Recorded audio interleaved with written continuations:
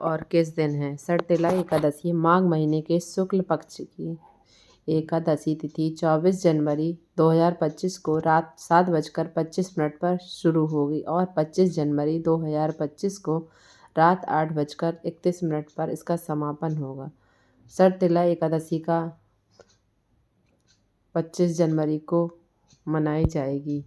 शर्तिला एकादशी का पारण समय क्या है? शर्तिला एकादशी का पारण समय 26 जनवरी को सुबह 7:12 से 9:21 के बीच रहेगा। ओम नमो भगवते वासुदेवाय। एवं ओम नमो भगवते वासुदेवाय। पुत्रदा एकादशी कब और किस दिन है?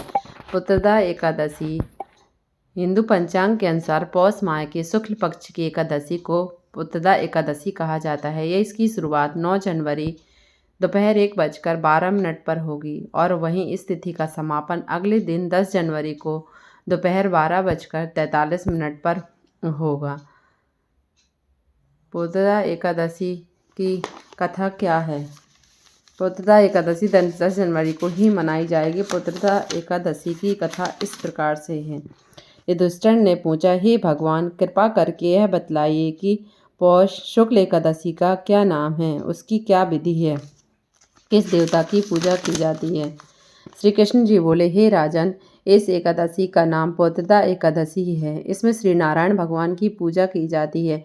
तीनों लोकों में पुत्रदा एकादशी का व्रत बहुत महत्वपूर्ण होता है। इस व्रत से बड़ा कोई व्रत नहीं होता है। इसके पुण्य से मनुष्य तपस्वी, विद्वान, लक्ष्मीवान होता है। अब मैं तुमसे इसकी कथा सुनाता हूँ। कथा। भद्रावती नामक नगरी में सुकेतु नाम का एक राजा राज्य करता था। उसके कोई पुत्र न था। उसकी स्त्री का नाम शैव्या था। वह निपूती होने के कारण सदैव चिंतित रहा करती थी। राजा के पितर भी रो रो कर पिंड लिया करते थे और सोचा करते थे कि इसके बाद हमें कौन पिंड देगा। राजा को पुत्रहीन होने के कारण भाई बांधव, धन, हाथी, घोड़ा, राज और मंत्री सब कुछ होने के बाद भी संतोष नहीं होता था। वह सदैव यही विचार करता था कि मेरे मरने के बाद मुझको कोई पिंडदान देने वाला नहीं होगा। बिना पुत्र के पितरों और देवताओं का ऋण मैं कैसे चुका पाऊंगा?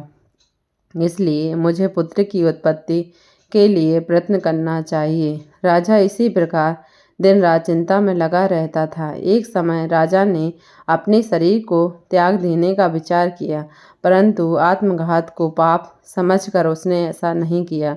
एक दिन राजा ऐसा विचार कर रहे थे कि अपने घोड़े पर चढ़कर वन को चल दिए। पक्षियों, वृक्षों को देखने लगे। उसने देखा कि वन में मृग, बाघ, सुअर, सिंह, बंदर, सर्प आदि सब भ्रमण कर रहे हैं। हाथी अपने बच्चों और हथिनियों के साथ घूम रहा था। इस दृश्य को देखकर राजा सोच विचार करने लगा। इसी प्रकार दोपहर बीत गई। राजा सोचने लगा कि मैंने कई यज्ञ किए, ब्राह्मणों को स्वादिष्ट भोजन से तृप्त किया, फिर भी मुझको यह दुख क्यों प्राप्त हुआ? राजा प्यास के मारे अत्यंत दुखी हो गया और पानी की तलाश में इधर उधर घूमने लगा। राजा ने एक सरोवर देखा। उस सरोवर में कमल खिल रहे थे तथा सारस हंस रहे थे, विहार कर रहे थे। उस सरोवर के चारों तरफ मुनियों के आश्रम बने हुए थे। उस समय राजा के दाहिनी अंग फड़कने लगे।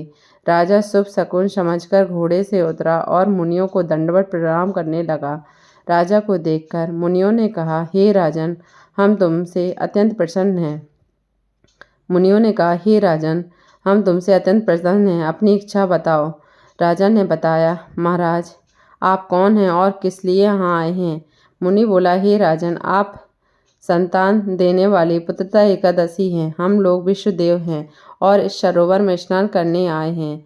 इस पर राजा कहने लगे कि महाराज, मेरे भी कोई संतान नहीं है। यदि आप मुझ पर प्रसन्न हैं तो एक पुत्र का वरदान दीजिए। मुनि बोले, हे राजन, आज पुत्रदा एकादशी है, आप इसका व्रत करें। भगवान की कृपा से अवश्य ही आपको पुत्र प्राप्त होगा।